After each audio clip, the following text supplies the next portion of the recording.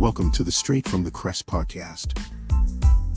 Welcome back. It is Michigan week as the Nittany Lions hit the road this weekend to travel to Ann Arbor, Michigan for a huge matchup in the Big Ten featuring two undefeated teams, 10th-ranked Penn State, 5th-ranked Michigan Wolverines.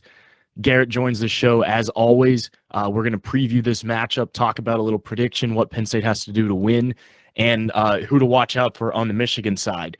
Garrett, welcome to the show. How you doing, man? Thanks, Mike. I'm good. Little bit of a sense of urgency, I feel like, today. This is where the season starts. This is a big 3-week stretch, and I think this is the game of the year, in my opinion. This is the one. So this is the biggest Penn State game I can remember in terms of Big Ten play in the last few years. When you think of premier Big Ten matchups that have long-term implications on the season, what is the closest game to this weekend's game in the past few years that Penn State's played? I would say probably Minnesota on the road in 2019 was just such a big game to me, just because you win that game, it gives you a lot of insurance down the road, right? You win that game, you go the next week to Ohio State, you know you're probably not going to win the game, but you're still likely in the playoff because you're going to go 11-1. Penn State ended up losing that game. Coming up this week, you win this game, it gives you a lot of insurance, right? The next week against Minnesota, it's hard to be a letdown game in your whiteout environment.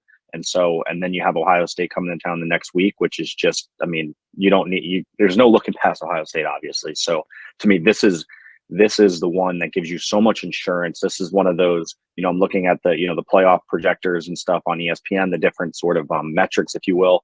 This game, this upcoming weekend, is one of the more pivotal games of the entire season when it comes to, playoff chances. If Michigan wins, it really solidifies them. If Penn State wins, everything kind of flips, and Penn State then becomes that team that is the biggest contender to Ohio State. It seems to me that, not to sugarcoat it, but this game is huge for both teams, but for Penn State more, because I think the outcome of this weekend is really going to dictate the trajectory of the rest of the season, and to keep the momentum rolling. As Penn State's right now played in terms of football power index, which I agree with some of their things, but they've played the 92nd hardest schedule to date so far in the country. They've played the 5th hardest the rest of the way out. Of course, this bye was crucial for the Nittany Lions, and as Franklin said, they handled their bye week preparation a little different as years past, which we really don't know because we're not in the building. We don't understand that, but of course they would, because as there's kind of a weird number with Franklin, of course, coming off a bye. He's 3-6 at Penn State, but that number is a little skewed because usually after a bye, the schedule makers are going to give one of your tougher opponents after that bye. So that's why I don't put all my eggs into that 3-6 record. But I think Penn State's in a situation this weekend. If they win, they clearly can not only control their own destiny, but it sets the groundwork for the next few weeks. Because if you think Minnesota is going to be a cakewalk next weekend, granted it's at night, it's Happy Valley, you're wrong. And we know this. Every time Penn State gets up, boom, letdown spot. Boom, letdown spot. But as we talked about here before we started rolling here, we were just doing our side talk. That 12 o'clock slate is absolutely loaded. I saw a tweet that said this would be the perfect weekend to have red zone implemented in college football, which I know they do. Like ESPN does some sort, but it's not the same. They don't do the wraparound that they do. Just a great weekend of college football. Before we really dive into it, though, you were at Bama last weekend. Do you want to talk about that? Yeah. How close it was for your Texas Aggies pulling the upset? Yeah, it was in Tuscaloosa. A great environment. Just a lot of fun. Everybody was pumped. You would have no idea that Alabama was welcoming in the 3-2 A&M team, and so that series is starting to. I compared it before the show. It's starting to feel a little bit like the Ohio State Penn State series, right? One's kind of like the big established team. The other one's kind of nipping at their heels. A&M, as I'm sure a lot of people who follow college football know, is a little bit of a interesting, project right now, where they had the #1 recruiting class ever come in last year, but they're 3-3 right now. They almost just beat Alabama. They were 24-point underdogs, and it came down to the final play of the game. It was a fantastic environment. And so there are some similarities between programs, Alabama, and Ohio State, Penn State, and A&M. There's some similarities there, but long story short, it was a great environment. When I go to these different environments, I try to pay attention and see. This is a Penn State podcast, so I try to pay attention and see, like, how does this environment stack up to Penn State's? I would say that the fans are just as rabid and crazy. I just don't think that there's just the home field advantage that you get at night at a Penn State game. If Penn State's a 24-point favorite at home at night, they're not screwing around with their food. They're going to freaking kill it and eat it, and it's not going to be close. Alabama, when they're at home against these type of teams, there just seems to be a lot of close games, which shows to me that the environment, although it's crazy and although it's wild, it's just not as impending as the advantage Penn State gets when they're at home in those night games. Those are the type of things I like to notice a little bit. So it was awesome. It was a very cool experience. Very grateful for that, and trying to, Mikey, you got to get down there sometime. I know you've been to Ole Miss, but you got to get to Tuscaloosa sometime. I'd love to go. That stadium looks sweet. That atmosphere in general. I mean, just seeing what you were posting and following along with that game. I was pulling for you, of course, but no, that was neat to watch. And we said like it'd be the most college football thing ever if A&M found a way, as you know, to go in there and pull off the upset, but they almost did. Penn State will be playing the underdog rule this weekend, the big noon kick on Fox as the Nittany Lions play Michigan. As always, guys, we are brought to you by Protocol Beverage. As you can see, the big flag behind us. Protocol Beverage is pioneering spiked protein beverages, born for just a few dudes in Erie, Pennsylvania who wondered why doesn't spike protein exist. They've answered that. Invention isn't for the faint of heart. Pineapple Pump, Swirlberry, and Orange County were their first ones. They have many more. 16 ounce, 8% ABV, 21 and over, guys. Go out and get it. It's in Erie. It's in Pittsburgh. It's in State College. Pretty much anywhere where they sell alcohol. So, with that being said, let's really dive into this game. And first, let's talk about kind of the Michigan side of things. Last year, it was a great game in Happy Valley where Penn State didn't end up scoring a touchdown till late in the fourth. They get a big turnover thanks to an Arnold Ebiketie strip sack. They're set up prime field position. They go away with a field goal, and Michigan drives right down the field, scores. Penn State has a 4th and 2 and just didn't handle it well, and Michigan escapes. Obviously, Penn State was, I think, 6-3, 6-4 after that time, and Michigan went on to win the Big Ten. Predicated on their defense last year, Hassan Reddick in the backfield, or I'm sorry, Hassan Haskins in the backfield. He's gone. Aiden Hutchinson's gone.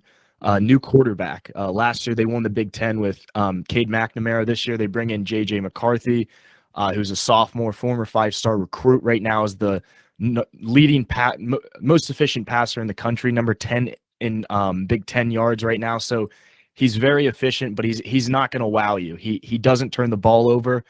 78 completion percentage, also leads the country. 9 touchdowns, 1 interceptions, thrown for just over 1,000 yards, and he's their guy at the quarterback position. It's going to be a game, if you like running the ball, you're going to love this game. Outside of Nick Singleton and Kayvon Lee, Michigan's got a stud in Blake Corum. The kid has 11 touchdowns on the ground, most rushing touchdowns in the Big Ten, only 4 catches, and he is their bread and butter offensively. And the trio of wide receivers in Ronnie Bell, Roman Wilson, who literally had a cast on his hand in the game last year and caught 2 touchdowns, and great tight end Luke Schoonmaker, who's pretty lethal after the catch and a terrific blocker, one of the best offensive lines in the country, not outside the Big Ten. Garrett, through 5 games, and you've seen this Michigan Wolverines play. Of course, last week they played a not great Indiana team, tied at the half, pull away, go 21-0 in the second half. What have you seen from this Michigan offense, and what can these people expect from the Wolverines? Yeah, I think how this team has been in Big Ten play is more a reflection of how they are rather than how they were out of Big Ten play. Outside of Big Ten play, they played basically 3 of the worst teams in college football: Colorado State, Hawaii, and UConn. 151-7, 56-10, and 59-0, respectively. And then once you got in the Big Ten play, they had a scrappy game against Maryland, who has not looked all that great this year. When Little Tua does not turn the ball over, they play decent. They against Iowa. Iowa is the worst offense in the country, the single worst offense in the country. And Iowa had it first and goal to cut it to 6 points with 7 minutes to go in that game. It ended up being, a 13-point game, but it wasn't every game against Iowa. If you have a double-digit lead, it's comfortable because they just cannot score. And then against Indiana, Indiana couldn't get out of their own way, and so you played one team with an offense and no defense, and that's Maryland. One team with a defense, no offense. That's Iowa, and then Indiana was a little bit of a mix where they had some offense, some defense. I think Penn State is by far going to be the best team Michigan has played so far to date. And, Penn State has been tested. Yes, Auburn is not that great. Purdue is a middle of the road Big Ten team, but on the road both times in hostile environments. I think the environment is not going to be an issue for Penn State at all. It's just going to come down to who can execute better. And to me, it's going to come down to the line of scrimmages. And there's some stats we'll get into, as we go forward that I want to point out just regards to Penn State's success in these positions. But yeah, Michigan, a lot of pretty stats so far. The rubber's going to meet the road this weekend as to who they really are. Are they contender? Are they pretender? I think both teams have a lot to prove going into this weekend. I think so too. I think you can look at the Michigan game and see who they have played in terms of Indiana, Maryland, and they could pull the Uno reverse card and say, yeah, but you couldn't handle a Northwestern team. 17-7, that was Penn State's worst game. Like I said, tie game there pretty much the whole way. But you're right, and I did see you tweet out that thing that we're going to dive into next.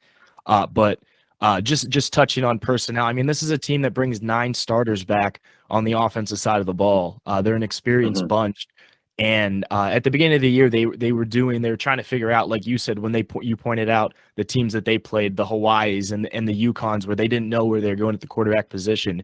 But it's weird to have a guy lead you to a Big Ten title, college football playoff berth in Cade McNamara, and he is obviously no longer the starter there. They kind of split with McCarthy, and but their defense is really what led them there last year.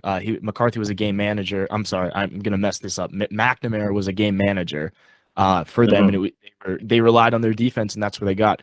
But they only bring back 4 defensive starters, and I think that's where Penn State can really exploit the Wolverines and make things happen. But let's talk about what you tweeted out this morning in terms of Penn State's success running the ball versus Sean Clifford. I think it was pass attempts or I'll let you take care. Go over. Yeah. So, and it all kind of, this was, sort of a little bit of a hypothesis that I was, noticing, in the last couple of weeks. The more Cliff throws the ball, the less of a chance Penn State has. Not because Sean's a bad quarterback, it just goes to show how the game is kind of going. And then, our buddy Josh Pate, he sort of led me down into the rabbit hole. He mentioned, Penn State is 17-1 when Clifford throws 29 or less passes. I'm like, that's interesting. Let's expand on that. The only loss that they've had was the Iowa game last year on the road when he got hurt and knocked out. So effectively, Penn State is undefeated if Clifford is throwing 29 or less passes. Why? It means Penn State's running the ball efficiently. In games since James Franklin has been head coach, Penn State's 32-5 when they run for over 200 yards. And all of those games, the 5 games they lost, are the usual suspects: 2017 Ohio State, 2017 Michigan State, the USC game, and then Indiana the year of the COVID year, right? And so it'll come down to, can Penn State run the ball efficiently? I've been saying this for a few weeks. Penn State was able to take Auburn out of the game, take the crowd out of the game, all that hype, everything, because they could just run the ball at will. You didn't have to rely on Sean Clifford, who, again, is a game manager. That is all he will be. He is a great game manager. He is not a great quarterback at going out and winning games. He can do it. I don't want to rely on that on the road in the Big Ten to have that happen. We've seen it, go downhill too many times. So the moral of the story is, if Cliff throws 29 or fewer passes, Penn State's 17-1. When he throws 29 or more, they are 7-12 as him as a starter. It's pretty much as simple as that. Other teams, you look at LSU with Burrow, you look at Clemson with Trevor Lawrence, Alabama with any of their quarterbacks that they have had, and then Ohio State with Fields and Stroud. They can get away with throwing the ball 35, 40, 45 times because they have elite NFL talent at quarterback. It's pretty well, established. Sean Clifford is not that. No disrespect to him. He's still a good Big Ten quarterback. Penn State's going to have to run the ball efficiently on Saturday. It sounds oversimplistic. It's not. They have the defense. They have the defensive line. They have enough efficiency in the passing game. If they can run the ball with their three-headed monster, I like the chances if they can run it. Yeah, and I think touching on that little statistic there, guys, when Garrett says run the ball efficiently, he isn't just saying, "Oh, all Penn State has to do is run the ball X amount of times, therefore they're win." Like correlation is not causation here. They're saying Garrett's saying they need to do it in an efficient way. You can't be predictable and run into loaded boxes. You got to space out the field, run when you're least expecting it, and to stick with it. But you can't just and we know this as the NFL is really showing. You can't just I hate when people are like, oh, you have to establish run. Like, no, you don't just run until it works. Just be unpredictable in your play calling and space out the field and let these playmakers work. And I don't want to say take the ball to Sean Clifford's hands, man, but if you watch the game against Michigan last year, it was not one of his best. But they're going to need a big day out of their offensive line, and that's going to be something to keep an eye on. A lot of pressure, I think, is on Mike Yursich this weekend and the coaching staff. Yep. If you remember the game last year in Beaver Stadium, Penn State's second drive, they came out with the field goal. Stout knocked a field goal down their first drive. On their second drive, because Penn State didn't score a touchdown until the fourth quarter. They did not. It was a Tyler Warren touchdown with 6 minutes left or 4 minutes left, but it's fourth down. Penn State fakes a punt with Jordan Stout, converts it, and then the same drive they fake a field goal, and it was just a complete momentum shifter in the game. Right. And I think this coaching staff realizes you can't play games. You have to, and Kirk Soraka was guilty of this all the time. It was just predictable play calling in these massive games that cost. Garrett, go back to the Penn State Ohio State 2018 game. Was that the when 4th and 5 Miles Sanders and what's his name, Chase Young came off the edge? They run the most. They got to be aware of that. Run when it's needed. Don't just do that. But that's a great point on Sean Clifford and what they have to do this weekend. I agree. Yeah, and to just when we're talking about efficient running, we can go deeper. There's a few things that go into that. You need to have some explosion. You have to have some explosive plays. Penn State's one of the leaders in the Big Ten in explosive run plays, which is something that is very much different than previous years.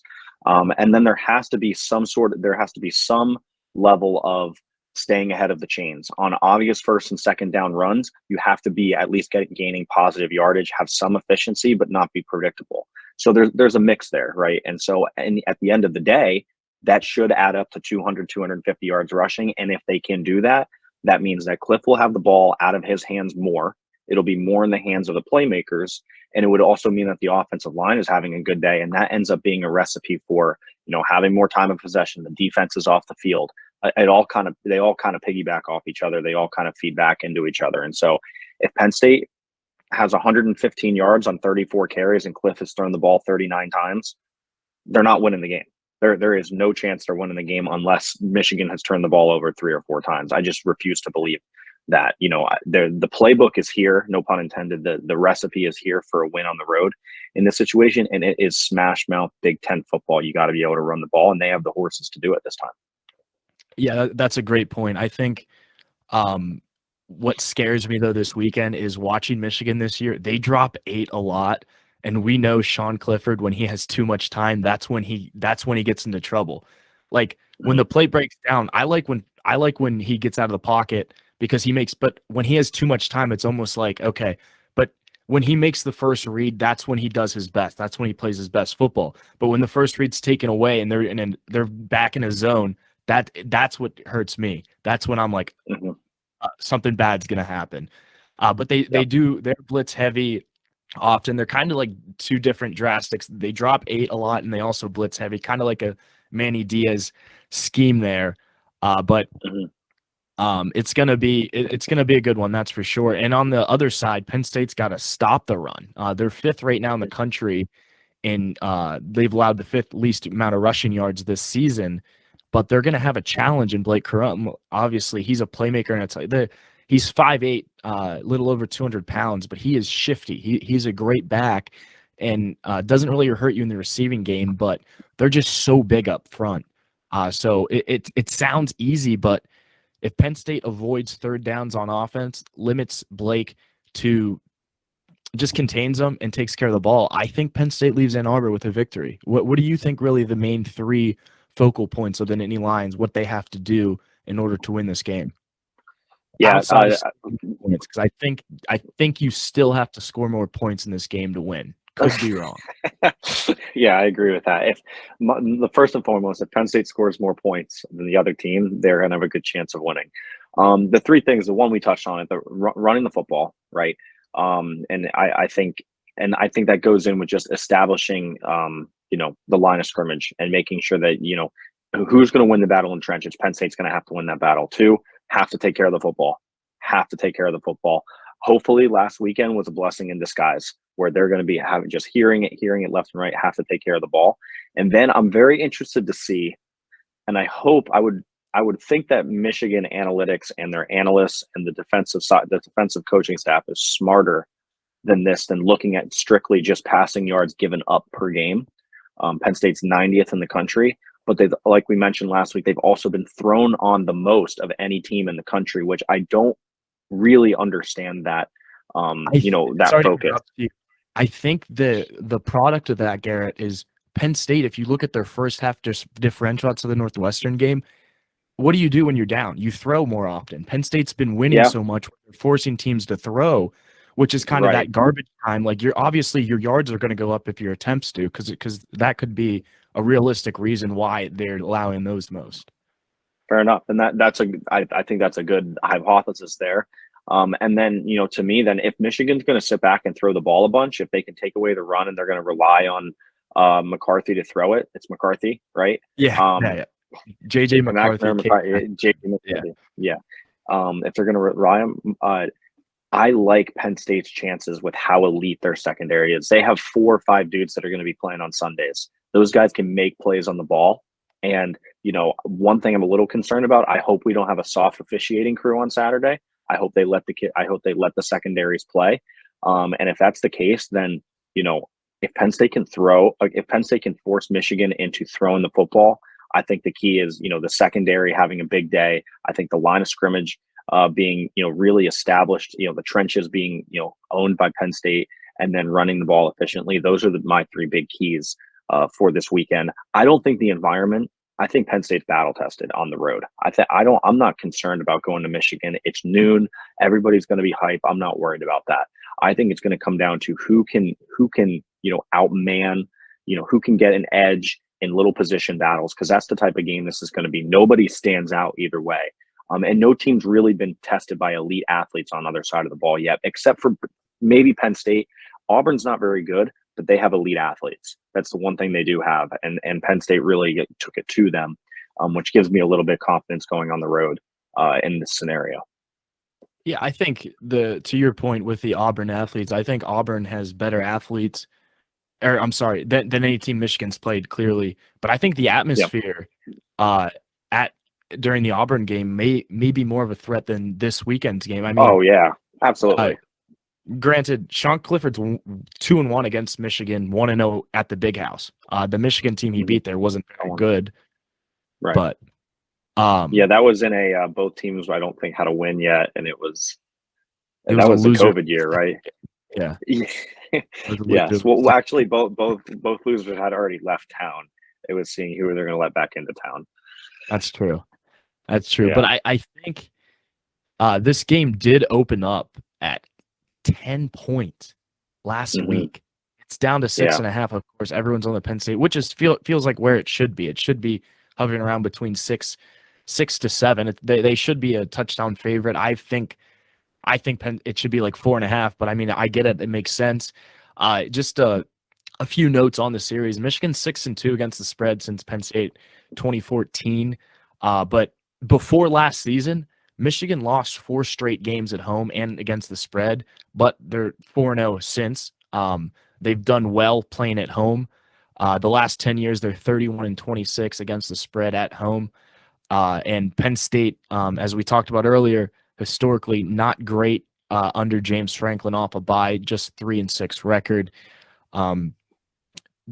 Before we get into a score prediction, a total, let's play a little over under here. Mm-hmm. Over under 1.5 interception, Sean Clifford. Oh man. Well, this will tie into my pick, so I'm gonna go under. If he throws over, there's not a good chance winning this game. I'm gonna go under. Pass attempts 25, Sean Clifford. Over under.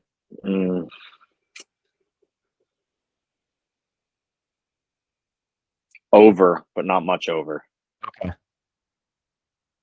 Okay. Who scores the first touchdown for the Nittany Lions? Katron Allen. Okay. All right, I like it. And of course, we've been keeping track of those. I'm winning, I think 5-0. I don't think Garrett's hit one. Oh yeah. Yeah, but yeah. I'm interested to see really the play calls, the play style of how Penn State handles it. And they can't get down. It's Jim Harbaugh's record with when they're leading at halftime or when they score first is insane. I don't have the number pulled up now, but if Penn State goes down early, they're going to be in trouble. They have to come out and win this game, and they have to start fast. If it's a slow start, they're going to be in trouble. Michigan does have two different play callers on both sides of the football. That's something to keep in mind. But as we mentioned earlier, 9 starters on their offense back, just 4 on their defense back. And let's get into score predictions here. I'll go first. I think, like I said, if Penn State loses this game, there's still a clear path to the Big Ten championship. There's still a clear path to the college football playoff. As I see it now, this is 2 very good teams. But at the end of the day, and I hope I'm wrong, and we'll see if I am, I'm going to give the advantage to Michigan. I think having a quarterback like J.J. McCarthy with really just the pure talent he has in the offensive line and the way that they're able to turn it on, I'm going to give the slight advantage to the Wolverines here. I think Michigan wins it 28-24 in a very good game, but I don't see the Nittany Lions coming away with a victory this weekend. Okay.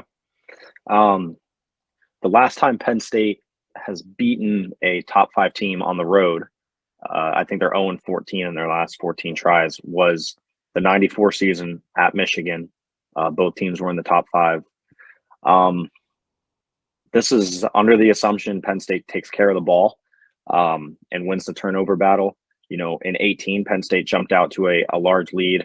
In 19, Penn State jumped out to a large lead against Michigan. In 20, they won. Last year, they should have won the game. I think Penn State has sort of exercised their Michigan demons from the early Franklin years and then prior in the Paterno era. I think Penn State has Michigan's number. I think they had no business losing the game last year. And I actually think Penn State wins this game by double digits. I think they go in and they win 31-17.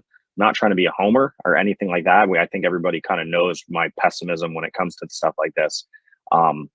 I just think that Michigan has not been tested. And when they have had to face a little bit of a test, I have not been overly impressed with their offense. I think Penn State has the weapons to score points. And I think if Michigan has to try to, make plays, especially in the secondary and in the red zone, I think they're going to struggle to do it. And so I think Penn State, I think Clifford throws under 29 times. I think they win the turnover battle. And I think they win something like, 31-17. And so we can crucify me next week if I'm way off by that. But we'll find out. That's kind of like one of the more ballsier calls I will go with because I'm typically pretty pessimistic. Yeah, no, it feels like the rules are reversed here because last year I was the Penn State by 14. You were this is going to be over, but hopefully it's somewhere in between. And I'm hoping and praying that Penn State wins. But right now, I think Michigan wins this game, but I'm not discounting. I'm not counting out the Nittany Lions the rest of the way out. Of course, a monster game next week in Happy Valley and Ohio State, of course, the week prior home there. But thank you very much, Garrett. That was great. Mike. Of course. Yeah, no problem. Guys, down below in the comments here, as we are on YouTube now, drop your score predictions and first touchdown. Of course, if you do nail the first touchdown, we'll send you a goodie bag there, compliments of protocol beverage. But thank you all for listening, and enjoy this weekend. Garrett, any other games that you wanna just fly over? I know it's just the second time in college football history where 2 5-0 teams are playing. Of course, Bama and Tennessee are the other ones. Or I'm sorry, there's three. There's three. Yeah. Oklahoma State and TCU. So Yeah. I think that, a lot of people talk about in the SEC, Auburn, Alabama, Georgia, Florida, all these big games. The rivalry, and it might have the coolest name. It's just called the third Saturday in October, and that's Tennessee versus Alabama. Tennessee is a juggernaut offensively. Alabama's kind of limping in a little bit. They haven't had Bryce Young. So they play on 3:30 at 3:30 on CBS. Alabama versus Tennessee, top 6 matchup. I think that is a game. If you're just a college football fan, it'll be a fascinating ball game. This is the biggest game that Tennessee has had at home in since the Peyton Manning era. And the one thing that's kind of funny is everybody in the SEC and in football is like, you guys all want Tennessee to be good. Nobody is prepared to handle that Tennessee fan base if they are good. They are psychotic. They were in charge of making sure Greg Schiano didn't get that job. If they win this game, Knoxville, Tennessee might burn to the ground. And so I think that's a game. And obviously the TCU Oklahoma State game will be a good game. But man, as soon as the Penn State game's over, flip over to CBS, watch Tennessee, Alabama play football. That's going to be a crazy environment. Crazy environment. we need the red zone for this. We definitely need the red zone. But also just a quick note here, Penn State hasn't beat a Michigan team in Ann Arbor since '96. So something to keep an eye on. Didn't they win there in the COVID year? Michigan wasn't ranked. Oh, a ranked Michigan team in the Big House. Yeah, for sure. Yeah, definitely. Sorry, I didn't mean to question your sabermetrics, Mikey. No, they were both terrible that year. But of course, the 2005 season, which was my first Penn State nightmare. So, but we'll talk about. Hopefully, we went the whole way through the podcast without talking about that game. We had to mention it. But Garrett, thank you very much.